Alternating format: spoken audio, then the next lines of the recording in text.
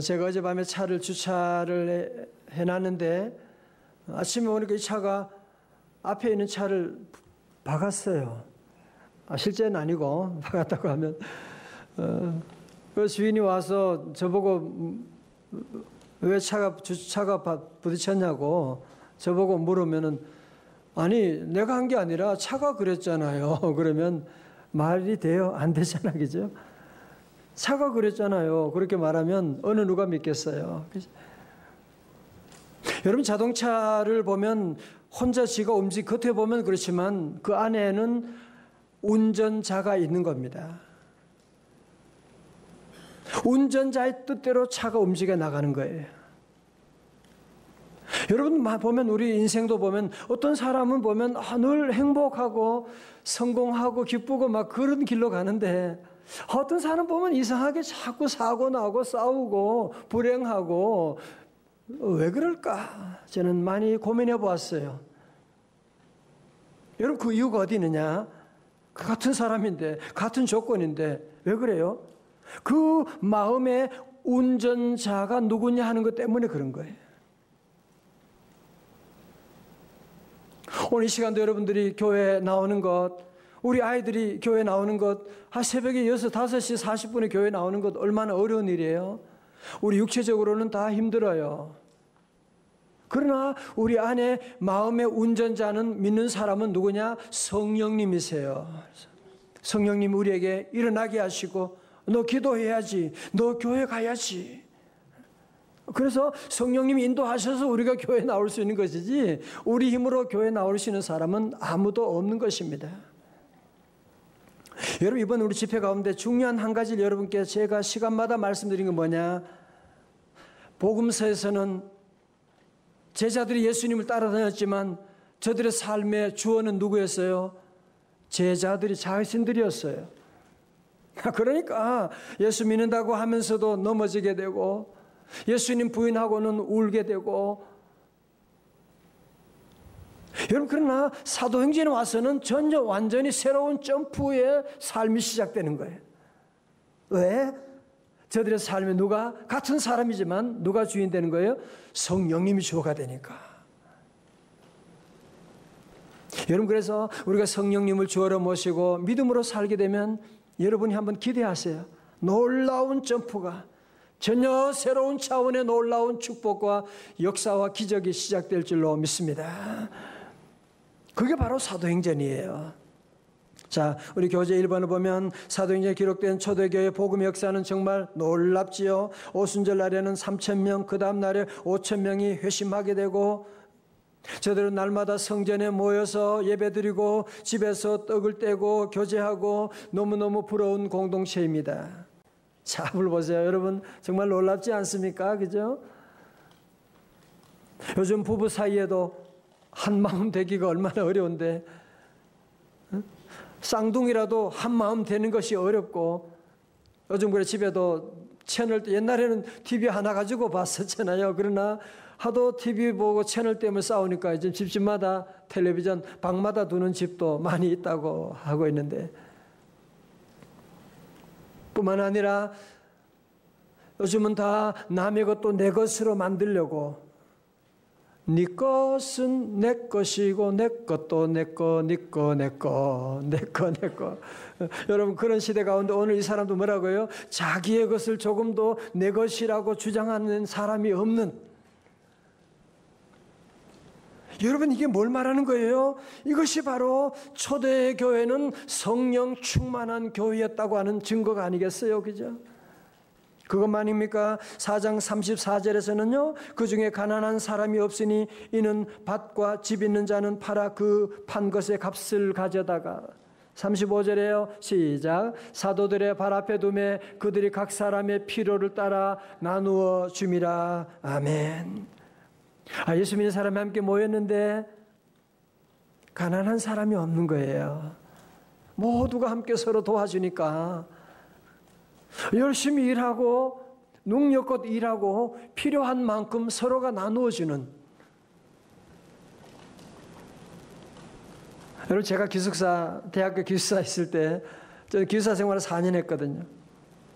제가 4학년 때 방장을 했습니다. 놀라지도 않아요? 4명 가운데 방장을 했다고요. 제가 그때 놀라운 얘기를 했어요. 지금부터 식권, 옛날에 밥 먹는 게 어렸어요. 앞으로 식권은 돈 있는 사람 여기 사놓기, 배고픈 사람 마음대로 가져가기, 그렇게 했어요. 그렇게 했는데 얼마나 돈 없어서 밥 먹는 사람 있으면 안 되잖아. 그런데요, 지나고 나서도 지금 30년, 40년 지나도 옛날 그 얘기를 하는 거예요. 그렇지. 기숙사에서 돈 없어가지고 밥 못 먹는 사람 있으면 안 되니까 돈 있으면 사놓고 배고프면 그 식권 가지고 사 먹고 밥 먹고 그렇게 하고 지냈는데 참 아름다운 시간이었다는 생각이 들어요. 여러분, 사실 오늘 이런 사도행전의 공동체를 만들기 위해서 시도한 일이 많은데 그중에 공산주의가 바로 이 사도행전 2장 4장을 본따려고 그렇게 하긴 했어요. 여러분, 그러나 공산주의자들은 자신들이 이런 빈부의 문제를 해결할 수가 있다. 그래서 많은 의식 있는 지식인들과 그리고 가난한 자들 가운데 힘을 모아가지고 이 공산주의 프롤레타 혁명을 일으켜가지고 그래서 있는 자들 다 빼앗아가지고 가난한 자들에게 나누어주고 모두가 함께 잘 사는 나라 만들자, 그렇게 해서 지구의 거의 반이 공산화된 적이 있었지요. 그런데 여러분이 다 아시는 것처럼 그 모든 것은 다 결과는 완전한 사기극이 되어버리고 말게 된 것입니다. 여러분, 오늘 교재 2번 그 중간에 보세요. 안타깝게도 진짜 해결의 길이 교회 안에 있는데도 당시 교회는 스스로가 그 힘을 가지고 있다는 사실조차 믿지 않았습니다. 교회와 성도들이 앞장서서 자발적인 나눔을 실천하지 않자 공산주의자들이 앞장서서 강제적인 나눔으로 공산화되어 버렸던 것입니다. 여러분, 이게 심각한 얘기입니다. 앞으로도 우리 믿는 성도들이 이런 일에 자발적으로 나누지 않고 돈 있는 사람들이 자발적으로 나누지 않게 되면 강제적으로 빼앗게 되고 공산주의 혁명이 언제 일어날지 모르는 것입니다. 사실 보세요. 여러분, 어떻게 보면 공산주의나 오늘 사도행전 2장 4장에 나오는 것이나 이상은 비슷하다고 할지도 몰라요. 능력껏 일하고 필요한 만큼 나누고, 그러나 중요한 방법론의 차이가 있는 겁니다. 공산주의자는 어떻게 하는 거예요? 힘으로 비밀 경찰을 동원해가지고 가진 자들의 것을 다 빼앗아가지고 나누어주는, 실패했어요. 무슨 초대교회 오늘 말씀 가운데 무슨 비밀 경찰이 있고 재산 안 내놓으면 다 빼앗아가고 그런 거 없었거든요. 자발적으로 했다는 거죠. 3번에서요. 그렇다면 초대교회 성도들이 자발적으로 이렇게 할 수밖에 없었던 이유가 무엇일까요? 4장 33절이 참 중요합니다. 우리 친구들 다 잘 보고 있죠? 그죠? 네. 너무너무 잘하고 있어요. 4장 33절입니다. 시작. 사도들이 큰 권능으로 주 예수의 부활을 증언하니 무리가 큰 은혜를 받아. 아멘. 동그라미 치세요. 주 예수의 부활. 다 같이 주 예수의 부활. 예. 어떤 목사님이 그런 얘기하는 것 듣고 아직도 제가 늘 기억이 나는데요. 한 번은 선교사님이 오셔가지고 그런 말 하대요. 아니, 한국교회 성도들은 밖에서 교회 밖에서는 깔깔깔깔 그렇게 잘 오는데 교회 안에만 들어오면 인상파가 돼가지고 슬픈 얼굴로 왜 그렇습니까? 그러더래요. 그래서 목사님이 대답을 어떻게 하나 싶은데 그때가 고난절이 가까워져가지고 고난절이 가까우니까 우리 한국교 성도들은 예수님의 순환과 십자가를 묵상하면서 예배 가운데 얼굴이 조금 그렇습니다. 그러니까 그분이 얘기하더래요. 선교사님이. 그러면 고난주간은 아는데 부활절은 알고 있느냐고 그런 얘기를 해서 그때 그 목사님이 너무 큰 참 당혹감을 느꼈다라는 그런 얘기를 제가 들으면서 여러분 사실 그래요. 우리 한국교회 보면 어떤 면에서 보면 성도들이 십자가에 대한 믿음과 십자가에 대한 것은 잘 알고 있는데 부활에 대한 것은 부활절이면 끝. 구주 예수 부활하사, 부활절이면 끝나고 있는, 여러분 오늘 우리 믿음을 수정해야 됩니다. 우리가 보면 예수님은 부활하셨습니다. 예수님의 무덤은 빈 무덤이 되었습니다.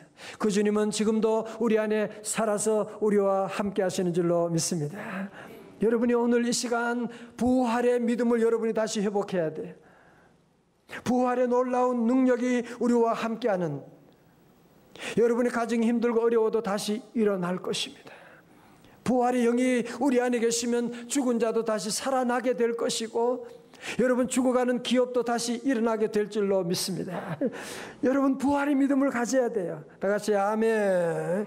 부활의 믿음을 가지면, 부활의 주님이 우리와 함께 하시는데 뭐 재산을 좀 나눠주고, 아이고 주님이 금방 또 채워주시는데 뭘, 부활의 주님에 대한 부활 신앙을 가지게 되니까, 그들이 큰 은혜를 받으니까 누가 뭐라고 하지 않아도 저절로 자발적으로 이런 나눔을 실천할 수가 있었던 것이거든요. 지난 수요일 저녁에 그날 비가 얼마나 많이 왔어요. 그죠? 얼마나 비가 많이 오고 쏟아지고 교회에 막 지붕이 막 넘칠 정도로 위가. 어떤 분이 전화 왔더래요. 우리 전사님께 문자 와서 내일 비가 이렇게 오는데도 새벽 집회 합니까? 그래서 내일 비가 이렇게 오는데, 그래서 우리가 시작했어요.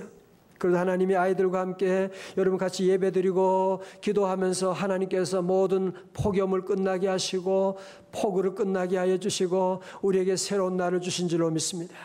여러분들이 그래서 늘 부활의 신앙을 가지고 예수 이름으로 나는 점프할 것이다. 그죠? 자, 오늘 5번입니다. 사도행전 4장 36절에 귀한 한 분을 소개하고 있는데요. 구브로에서 난 레위족 사람이 있으니 이름은 요셉이라. 사도들이 일컬어 뭐라고요? 바나바라. 바라고 하는 것은요, 아들이라 그 뜻이에요. 아들. 바 들어가면 아들이고, 나바라고 하는 것은 위로. 그러니까 바나바는 뭐예요? 위로의 아들. 다 같이 바나바. 바나나가 아니야. 바나나가 아니고 바나바예요. 뜻은 뭐라고요? 위로의 아들. Son of encouragement. Mr. Encouragement예요. 37절에 그가 밭이 있음에 팔아 그 값을 가지고 사도들의 발 앞에 두니라. 자, 여러분 저를 보세요. 여러분 아신 것처럼 사울이라고 하는 사람은요, 원래 예수님 믿는 사람 잡아 죽이는데 앞장섰던 사람이에요. 악명이 높은 사람이었어요. 모두가 다 사울을 두려워하고 있었어요. 그런데 이 사울이 다메섹에서 예수님 부활의 주님을 만난 거예요. 그죠? 부활의 주님 만나서 변하여 새 사람이 되었단 말이에요. 그렇지만 누가 그 말을 믿어줘? 어? 저 거짓말 아니야 저거? 일부러 자기 정체를 숨겨가지고 우리를 잡으러 오는 것 아니야? 모두가 더 두려워하고 있었어요. 사도행전 9장 26절에 사울이 예루살렘에 가서 제자들을 사귀고자 하나 뭐요? 다 두려워하여 그가 제자됨을 믿지 아니하니. 그때 누가? 바나바가 데리고 사도들이 가서 그가 길에서 어떻게 주를 보았는지와 주께서 그에게 말씀하신 일과 다메섹에서 그가 어떻게 예수의 이름으로 담대히 말하였는지를 전하니라. 아멘. 모든 사람들이 사울을 두려워했어요. 사울 말을 믿지 않았어요. 아니 심지어 예수님의 제자들마저도 사울의 정체를 의심했어요. 저것이 우리를 잡으려고 저러는 거 아니야? 다 그러고 있는데 이 바나바 집사님이 여보세요? 아닙니다. 내가 이 사람을 보증합니다. 이 사람은 옛날에는 그렇지만 부활의 주님을 만나서 변하여 새 사람이 된 사람입니다. 내가 보증하겠습니다. 내가 책임지겠습니다. 여러분 믿어주세요. 그래서 이 바나바 집사를 통해서 모든 사도들이 그를 받아들이게 되는 거예요. 어떻게 한 거예요? 오늘 제목처럼 점프 인사이드, 뛰어 안으로 들어가게 되는, 사랑으로 그를 품어주게 되는. 여러분 이 바나바로 말미암아서 드디어 대사도 바울이 탄생하게 되는 것입니다. 그래서 사도 바울을 통해서 세계 선교 놀라운 역사가 바로 누구로 시작되느냐? 바나바로부터 시작되는 거예요. 그래서 바나바의 별명을 뭐라 그랬어요?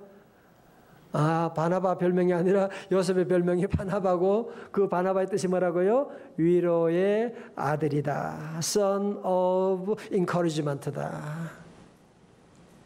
여러분 그렇죠? 바나바가 이렇게 그를 품어주고 안아주음으로 말미암아 그래서 그 초대교회 공동체가 이 사울을 받아들이게 되었다는 거죠. 오늘 그 제목이 Jump Inside라고. 다 같이 Jump Inside. 이거 뛰어서 안으로 들어가는 것을 말해요. 자, 우리 6번 교재 6번이에요. 우리 친구들 다 같이 봐요. 6번이에요. 자, 6번. 성도 여러분, 이번 집회 총 주제가 점프지요. 이번 주제가 뭐라고요? 다 같이요? 점프죠. 예? 점프라서 이번 주제를 여러분 외우기 쉬웠죠, 그죠? 그래서 사도행전의 삶과는 대조되는 사도행전의 삶은 내가 주어기 때문에 점프가 안 되는 거야. 자꾸 넘어지는 거야. 실수하는 거야. 그래서 막 우는 거야. 후회하는 거야. 그러나 이제 사도행전에 가서는 복음서와는 달리 사도행전은 이제는 성령 안에서 점프가 일어나게 되는 거예요. 자, 여러분 저 앞에 보고 다 여러분 기억하시더라고. 아이들도 우리 친구들도 점프 첫 시간에 뭐였어요? 점프 뭐였어요? 업, 그죠? 뛰어 올라가다 점프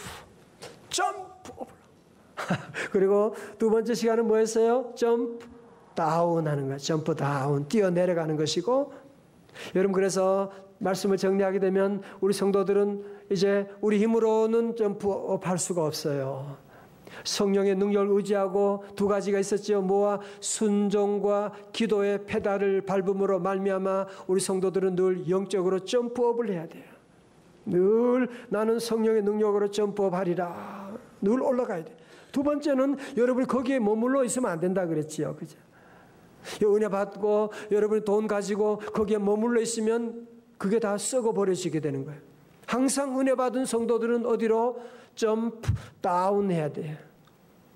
우리 주변에 소외되고 성전 문 밖에 있는 안진뱅이 같은 사람들에게 우리가 늘 내려가서 그들의 손을 잡아주고 점프업을 시켜주는, 그러기 위해서 우리는 점프 다운 해야 된다. 그죠? 자, 오늘 세 번째 말씀 뭐냐면은 점프 인사이드라고 하는 거예요. 다 같이 점프 인사이드. 뭐예요? 뛰어 들어가다 그 뜻이에요. 뛰어 들어가다. 이걸 가지고 교제다, 펠로우십이다, 코이노니아다 그렇게 말할 수가 있어요. 여러분 보면 요즘 참 이상한 현상이 하나 있는데요. 보면 우리 교회는 그러지 않지만 많은 교회들 특별히 대형 교회 가면 갈수록 더 심하고 성도들이 어디 소속되는 것을 교회만 아니죠. 어디 소속되는 것을 부담스럽게 생각하는 거예요. 그러니까 교회 생활하면서도 어디 소속 안 하고 교회 울타리를 자꾸 벗어나려고 하는 사람들이 많이 있어요. 자, 그러다 보니까 교제 잘 보세요. 교회 다니면서도 소속감, sense of belonging이 없으니까 뭘 느껴요? 소외감을 느끼는 거예요. sense of isolation을 느끼게 되는 거예요. 교회가 재미가 없는 거야. 베드로전서 5장 8절 말씀 다 같이요. 시작. 근신하라 깨어라 너희 대적 마귀가 우는 사자같이 두루다니며 삼킬 자를 찾나니. 여러분 아세요? 여러분 초원에 가면 누떼가 수만 마리가 뛰어갈 때요. 아무리 사자가 대단한 사자라도 그 절대로 못 건드립니다. 그러나 그 뒤에 처져 있거나 다리가 부러지거나 그런 것이 있으면 당장 가서 잡아먹히게 되는 거예요. 우리 성도들은 항상 나는 부족하지만 교회 공동체 안으로 점프 인사이드로 여러분이 늘 들어가야 돼요. 남성교회도 들어가고 셀 모임도 하고 여성교회 활동도 하고 주차부에도 일하고 여러분이 늘 어디든지 안으로 여러분이 들어가게 되면 절대로 마귀 사탄이 못 건드리죠. 절대로 신천지가 여러분을 절대로 데려갈 수가 없어요. 신천지의 특징은 뭔지 알아요? 교회에 시험 든 사람, 교회 밖에 도는 사람들은 첫 번째로 타겟이 되는 거예요. 여러분 그래서 우리는 늘 교회 안으로 늘 들어가야 돼요. 사도행전 2장 46절 같이 볼까요? 시작. 날마다 마음을 같이하여 성전에 모이기를 힘쓰고 집에서 떡을 떼며 기쁨과 순전한 마음으로 음식을 먹고. 7번 봐요. 타키투스라는 로마 역사가는 주 2세기경에 그 당시 크리스천을 보면서 이렇게 큰 소리를 외쳤대요. 저들은 반드시 세계를 변화시킬 것이다. 왜냐하면 저들은 서로 사랑하기 때문이다. 그는 예수를 믿지 않았지만 역사가의 안목으로 볼 때 그렇게 외칠 수밖에 없었던 것이었거든요. 결국 3세기에 그의 예언대로 기독교가 로마 제국을 완전히 회복했던 것입니다. 앞으로 보세요. 저는 이 글을 보면서 한 가지 두려운 마음이 생겼어요. 그건 뭐냐? 이것을 뒤집어 보면 우리 지금 현재 교회가 사랑을 잃어버리게 되면, 서로 사랑하지 않으면 언젠가는 세상이 교회를 정복할 날이 오게 되겠구나. 여러분 정말입니다. 우리가 서로 사랑하지 않으면, 그래서 우리 성도들은 늘 모든 일에, 늘 여러분이 회사 생활도 그렇고 어디 가든지 늘 점프 인사이드로 여러분이 늘 들어가야 되지. 자꾸 여러분들이 밖으로 나가면 인사이드로 늘 안으로 들어가야 돼요. 다 늘 안으로 들어가면 거기에 기쁨 있고, 가정에서도 마찬가지고. 자, 제가 얼마 전에 마지막으로, 우리 친구들 잘 봐요. 마지막으로 재미있는 얘기 하나 하고 오늘 마치겠습니다. 미국 동부의 미주리주에 살고 있는 빈센트와 잭은 초등학교 함께 다니는 친구 사이래요. 이들이 7살 되었을 때 얘가 잭이에요. 갑자기 백혈병을 선고받았습니다. 백혈병으로 잭의 면역력은 악화되었으며 자주 빈혈에 시달리게 됐습니다.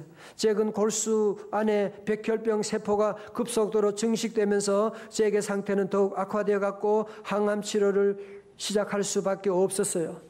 백혈병 진단받고도 웃음을 잃지 않던 잭이지만 항암 치료를 시작하면서 머리카락이 모두 빠지자 대머리로 학교 가야 된다고 하는 생각 때문에 잭의 마음은 불안과 걱정은 점점 커져가고 있었어요. 머리가 다 빠진 거예요. 내가 이렇게 학교 가면 나는 놀림받을 텐데. 그때 잭에게는 빈센트라고 하는 마음 따뜻한 친구가 하나 있었어요. 이 빈센트는 친구 잭의 그 걱정을 알고 있었어요. 그리고 그 다음 날이 되었어요. 아침에 학교 가는데 이 빈센트도 잭처럼 머리를 빡빡 깎았어요. 이렇게 빡빡 깎아가지고 둘이 학교로 가게 되고, 여러분 잭이 이때 얼마나 마음에 큰 위로가 됐겠어요. 이 사연을 듣게 된 미국 투데이라고 하는 미디어가 빈센트와 인터뷰를 요청했는데요. 머리를 밀기로 한 이유에 대한 질문에 8살 나는 빈센트는 이렇게 말했어요. 잭이 혼자가 아니라는 것을 알려주고 싶었어요. 그리고 빈센트는요, 이 항암 치료비가 비싸다고 하는 얘기를 듣고서 엄마에게 목도리 만들어 달라고, 그래서 이 목도리 만들어 가지고 치료비를 만드는데 돈을 구하는 일에도 함께 힘을 써가지고 했다는 아름다운 얘기를 보면서 저는 이 얘기를 보면서 큰 감동이 됐어요. 아, 이것이 바로 앞으로 우리 교회가 이런 모습이 돼야 되는데, 이런 모습이 돼야 되는데, 나 혼자 잘 먹고 잘 사는 것이 아니라 우리 주변에 고통당하고 있는 어려운 이웃들을 함께 아파하고, 항암 치료 때문에 머리가 빠졌다? 그러면 나도 머리를 미루고 나오고, 그죠? 함께 서로가 함께 어깨를 손을 잡아주고. 여러분, 우리 교회 같이 이런 아름다운 교회가 많지 않아요. 그러나 이것으로 부족해요. 그저 친한 것으로 되지 않아요. 같이 밥 먹고 놀고가 아니라 우리 성도 다시 한번 사도신경에 나오는 것처럼 성도의 교통하심을 믿고, 그래서 우리 모든 성도들 다 함께 앞으로 더욱더 우리 모두가 서로 사랑하는, 그래서 여러분이 어디 있든지 우리 교회 공동체 안으로 들어와서 고통당하고 있는 어려운 이웃들 여러분이 안아주고 위로해주고, 점프 인사이드로 들어와서 함께 서로 함께 우리 교회가 초대교회 사도행전 2장과 4장의 이런 놀라운 공동체를 회복해 나가는 그런 귀한 공동체, 그런 여러분 다 되시기를 주님의 이름으로 축원합니다.